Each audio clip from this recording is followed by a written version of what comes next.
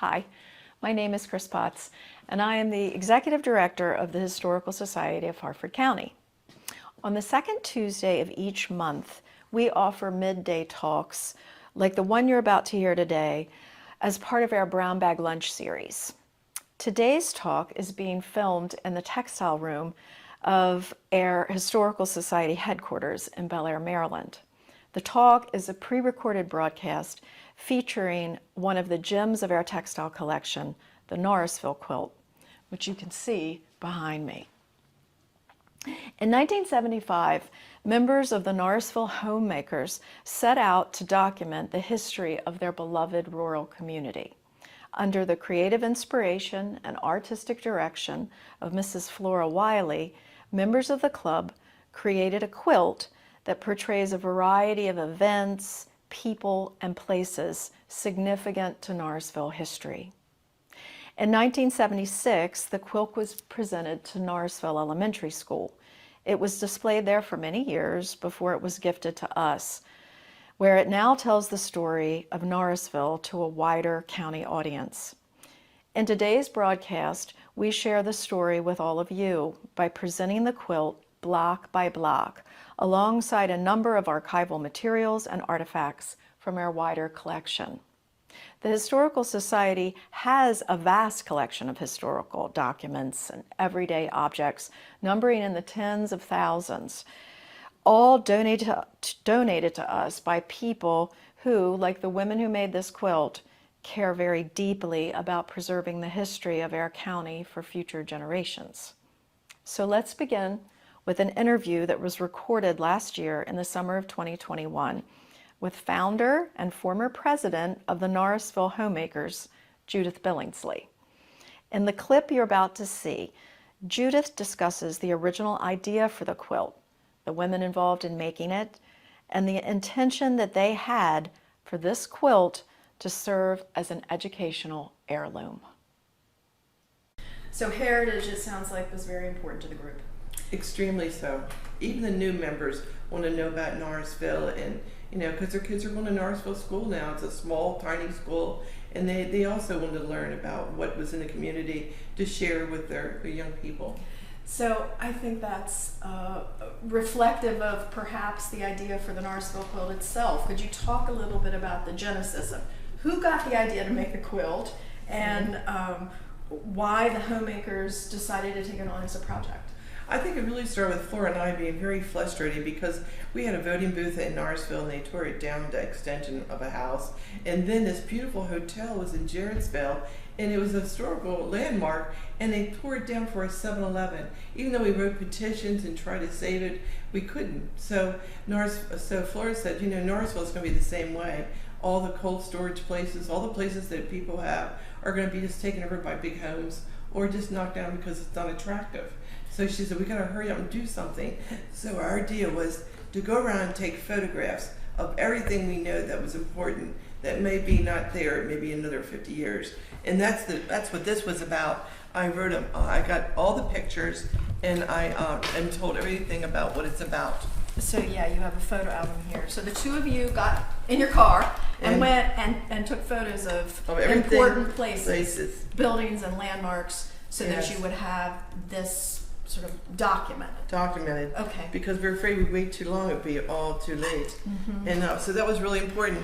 So once we got all these pictures, Flora said the bicentennial was coming up in 1976. She says, let's do a slideshow for the Norrisville School and make it like we're traveling.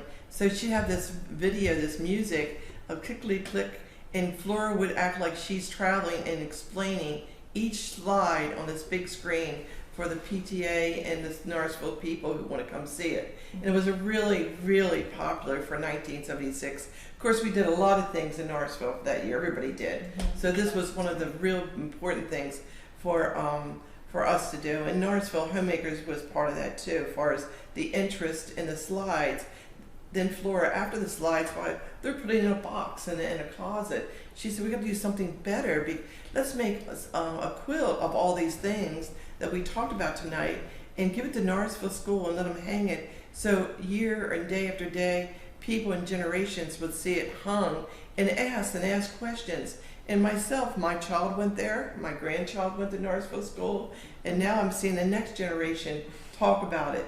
And now I'm really pleased that the Historical Society took it back, and maybe they'll display it in your places that you're going to build now. I think you're re-renovating and doing different things.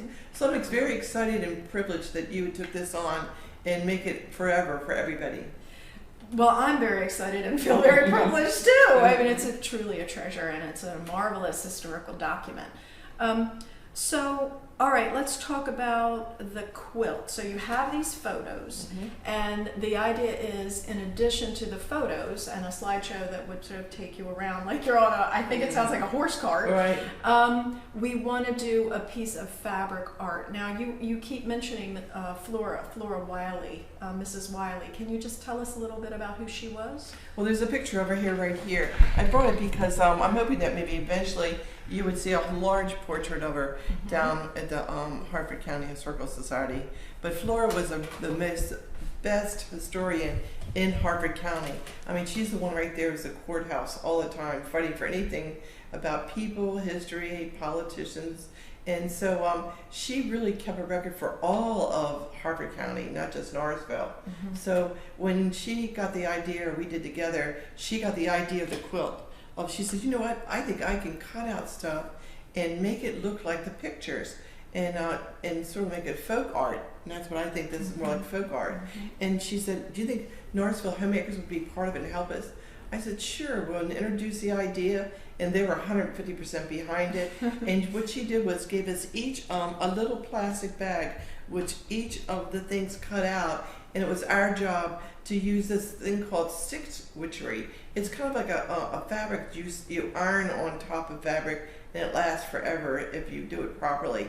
So each person who wanted to be part of that, not all of us did, they took a little plastic bag and gave it to Flora within 2 months. And then Flora got it all designed out, and with the help of Liz Deal and other homemakers came that were sewers and said, let's put this together, Flora.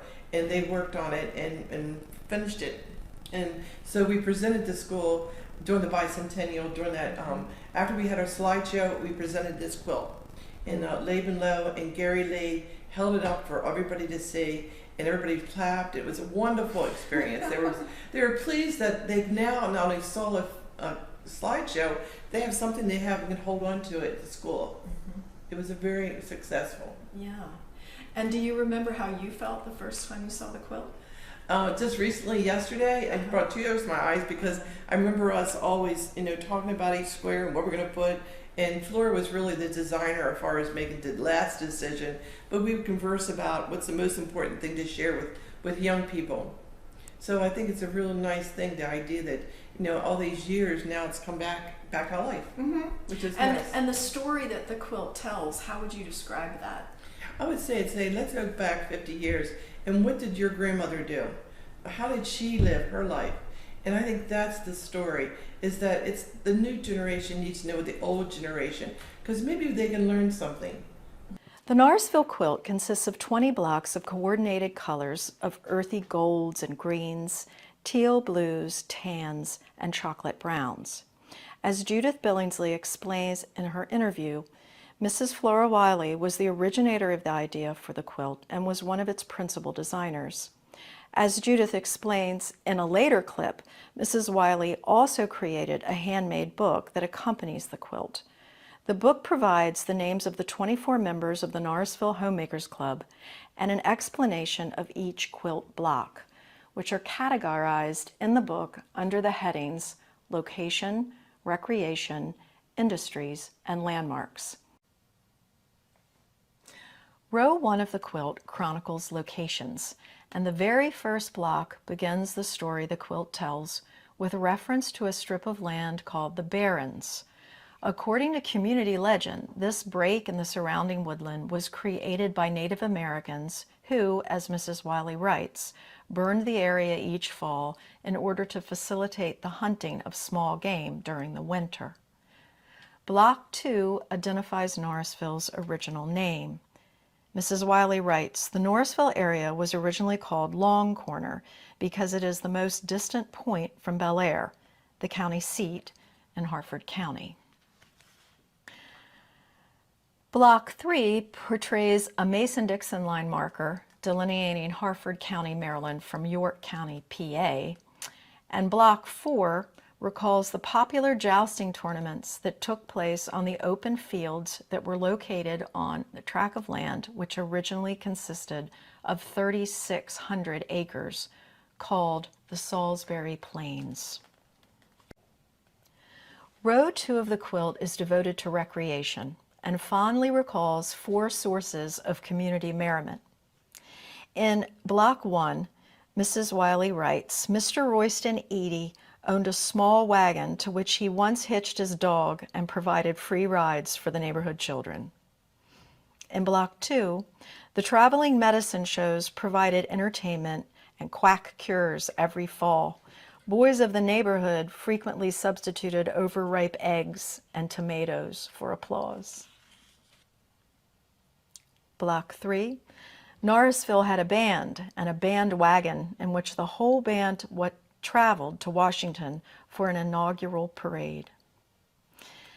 At the expense of the small boys, big boys invented and played a game called Long-Tailed Fox on the schoolyards and in the surrounding fields, as shown in Block 4. Rows 3 and 4 commemorate different industries once found in the community and are described by Mrs. Wiley as follows. Row 3, Block 1. Amos Mill, which is included in the Register of Historic Sites, is the oldest mill in continuous operation in Maryland. Unfortunately, operation ceased after the death of Mr. John Amos. Block 2. Norrisville had 2 plow factories prior to 1878. One was on the site of Jesse Waldron's garage, and the other was on Uri Road. Block 3.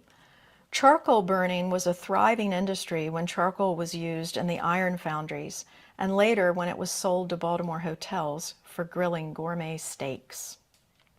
Block 4. Nearby Drace was the site of a large tannery where an enormous stone wheel crushed bark to produce tannic acid for tanning hides to produce leather for harness and shoes. Another tannery was located on Falling Branch. Row 4, Block 1. 4 blacksmith shops were located in the Narsville area prior to 1900. Block 2. The Narsville Post Office, which served more than 160 patrons in 1876, was once located in the C.P. McClung General Store. Block 3 portrays the Narsville Creamery. Farmers brought milk in large milk cans transported in sleighs, sleds, wagons, and buggies to the creamery location there. Block 4. The Hughes House is one of 4 taverns which have operated in the Narsville area. The last row, row 5, is devoted to landmarks, including the Narsville Methodist Church and the building that served as a community polling place. The row also features 2 historical farmhouses, one that belonged to Mrs. Wiley and her husband Ross that featured a ha-ha wall, popular in colonial times, and the other called the Norris House, considered, as Mrs. Wiley writes, the oldest house in Narsville. Although Judith Billingsley no longer lives in Narsville, the Norris House was her home for many years, and she discusses her memory of making that particular block, as well as the delight she and the women took in the community's response to the quilt. So Mrs. Wiley picked out all these colors and the fabrics, and she cut out blocks and put in little plastic bags, you were explaining, and then brought them to the homemakers. Yes. You chose this bag of treats, Of course, so tell very us about personal. This is actually my home, and I lived in this home for many, many years. This is the original Norris house. And the Norrises started their very big farm in Narsville, and it's named after them, Norrisville. And so I took the square of my home, and Flora helped me, detail it in different fabrics and different inks, and so we made it look as much as we could of a home that I lived in. It's exactly like it, actually. And so I was really pleased that they chose my house to be part of the quilt too. So it's very personal. Yeah, houses, there's some churches, and then there's also scenes of life, like you were saying, telling the story where we see jousting, we see milk canisters being delivered, from the creamery, blacksmith shops, those kind of things. And that really was the heart of the community. Like you mentioned the jousting. Well, jousting was the Maryland sport, and jousting brought in a lot of money. We would have a big festival, fried chicken, and so St. Mary's would always offer their land for the jousting and that was really a moneymaker for the community, and that would serve like building community halls. So every time something was happening in Norrisville, particularly that event, it helped all of us, which was really nice, and we're all part of it.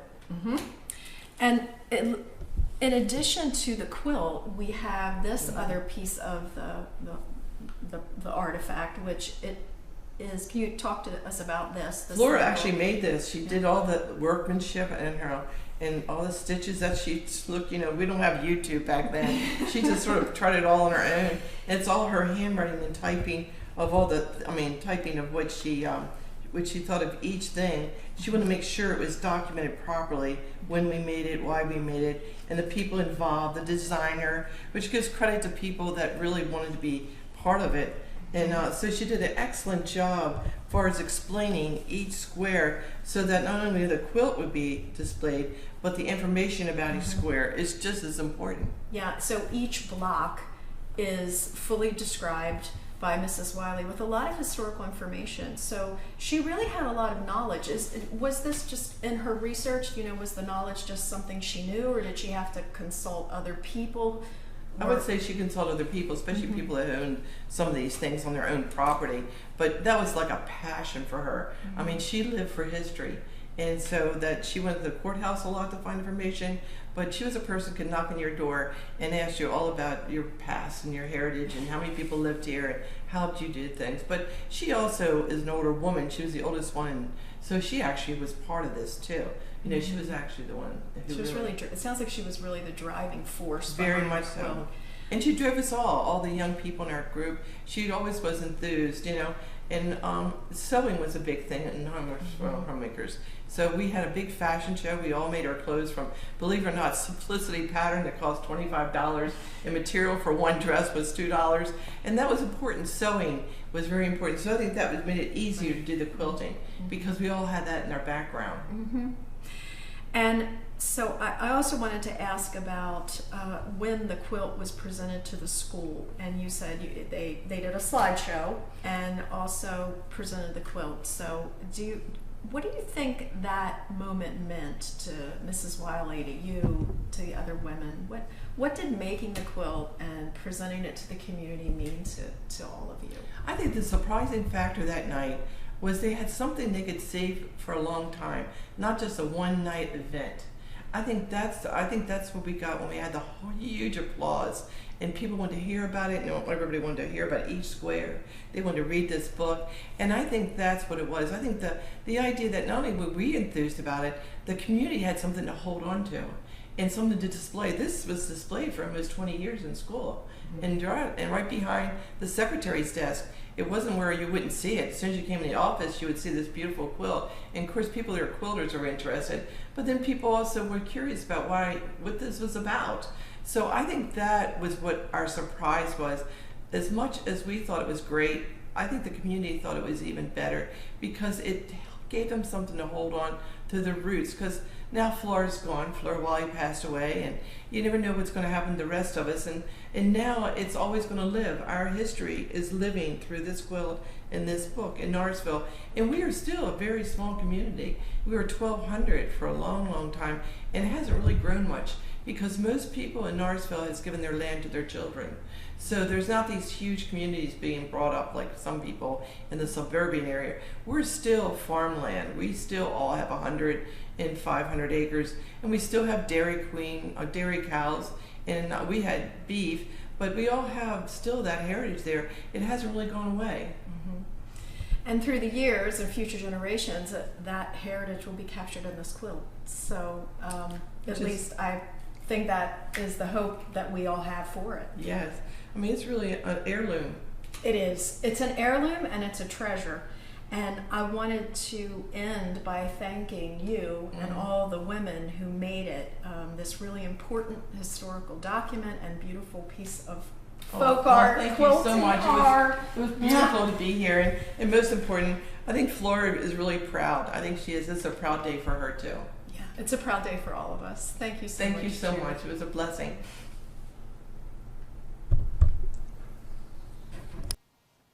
The Norrisville Quilt is really a gem of an artifact that tells the story of a place filled with people and memories that are so near and dear to many of our hearts. But we want to step away from the quilt now and show you a variety of artifacts and archival materials that we have here at the Society that lend, we think, some added dimension to the story that the quilt tells us. In Judith Billingsley's interview, you may remember her making reference to a portrait that she believed the Historical Society had of Mrs. Flora Wiley. This is the portrait to which Judy was referring, and it was taken of Mrs. Wiley in 1987 by Golden Memory Studios. I think that the portrait really makes clear the devotion that Mrs. Wiley had to handicrafts and artifacts from history. It's interesting to point out that Mrs. Wiley was a woman of multiple talents and interests, a highly regarded school teacher in the North Hartford area who was very deeply interested and invested in education and historical preservation. We have at the Society the Flora Wiley collection of many of her papers, her writings, some of her poetry, and we also have records of families like the Wileys in our archival collections. Mrs. Wiley is also quoted in a book by Henry Peden and Jack Shagana, Harford County Place Names, Past and Present. In it, they quote her as stating the following about Norrisville. In Harford Historical Bulletin number 19, winter 1984, Flora H. Wiley stated, quote, "The 3rd Precinct, 4th District of Harford County is uniquely located in the south of the north and in the north of the south. Its northern boundary is the historic Mason-Dixon line. Its southern boundary follows Deer Creek closely." And then she goes on to talk further about the origin of the name. Another work that I thought may be of interest, particularly to people who are interested in the Mason-Dixon line, is a reference work that was done, and it was actually an assessment in which a former board member by the name of Robert Bechtel cataloged and assessed all 18 sites of boundary markers placed by Charles Mason and Jeremiah Dixon in the 1760s, demarcating the line separating Maryland from Pennsylvania. In Mr. Bechtel's report, which we have here in our library, he assesses the condition and provides a description of each of the markers and provides photographs of all 18 that are still existing, including the one that's included in row 1, block 3 of the Narsville Quilt. In addition to books and papers by local writers and historians, we also have a rich collection of artifacts, and we'd like to show you a few of them now. We pulled for you today a variety of artifacts from our collection that were inspired by the quilt. The first one that we wanted to show you was this portrait taken by former board member David Hodge of the Amos Mill.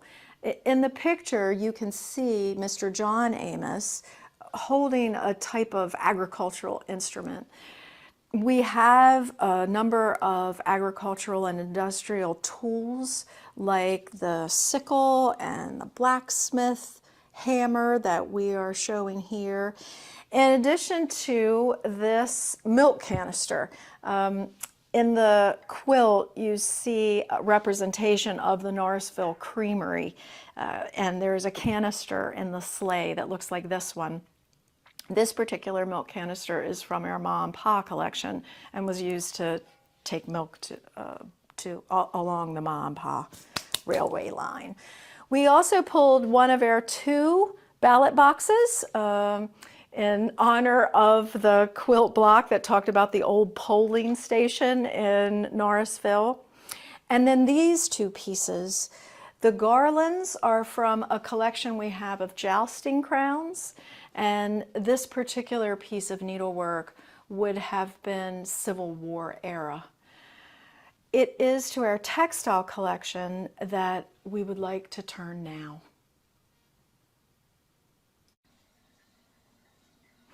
We have some truly beautiful pieces of clothing in our textile collection, but it's important to remember that textiles don't stop and end just with garments. The Norrisville Quilt is one of 16 quilts that we have stored among a variety of bed linens and coverlets. And once you come into this part of the shop, you'll find a really dazzling array of accessories: silk stockings, gloves, hats, parasols, detachable cuffs and collars, each stored with specialized archival papers and boxes, often like this one.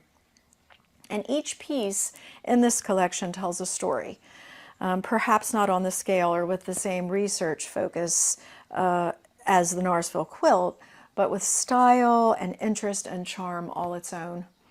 Take, for instance, this truly beautiful child's bonnet that is made from velvet with a sateen ribbon and lace ruching around the brim. The inside is white silk, and an inscription reads, "Pollyanna hats make little ladies happy." And then an example of one of our fans with a rather 20th century design on the front. On the back reads, "Use this fan, visit our garage, both will serve you well." And it's from Carson Run Garage, G.M. Holcomb proprietor in Carson's Run, Maryland. And then it gives phone Churchville 61J. Or this truly stunning jacket on display here that was donated to us by a longtime treasured volunteer, Mrs. Mary Cardwell, whose husband had it custom made for her in Japan, where he was stationed in 1956 during an 18-month tour. Mrs. Cardwell explained to me that at that time there was no housing for dependents, and one can only imagine him missing her and selecting and sending her this and a number of other very beautiful pieces that she told me she has saved from those months when they were parted. Textiles like these delight and educate us. They invite us to imagine and share the people and the places and the times they inhabited. And these stories are something that we look forward to telling in our exhibit spaces, both here at headquarters and also in our Hayes House Museum facility, but also in addition at pop-up displays, like the one at a recent lecture we hosted on Harford County suffragists by Dr. Amy Rosenkrantz at the Little Falls Meeting House in Fallston, where a mannequin was dressed in a 20th century suffrage suit and a Votes of Women sash, and was put on proud display. We hope that you will come to these events and enjoy the history our textile and artifact displays teach us when we open our museum doors in the spring. Until then, we thank you for joining us today. I wish to extend my sincerest thanks to Judith Billingsley for sharing with us her memories of the Narsville Quilt, to Historical Society Vice President and videographer George Harrison for producing today's talk, and to the members of our artifacts and textile departments for their tireless work in preserving the fabulous treasures that we shared with you today. If you enjoyed today's broadcast and would like to support the Society's efforts in preserving and chronicling our county history, please consider making a donation or becoming a member by visiting our website at www.harfordhistory.org. We hope you'll join us again next month on August 9th when Bridget Carty discusses the story of the Lower Susquehanna Heritage Greenway, and again on August 20th for Adventures at the Aegis with Todd Holden, an event that will be held at Broom's Bloom Dairy in Fountain Green. Tickets for both talks are available online, and that address again is www.harfordhistory.org. Thanks, everybody. We'll see you then.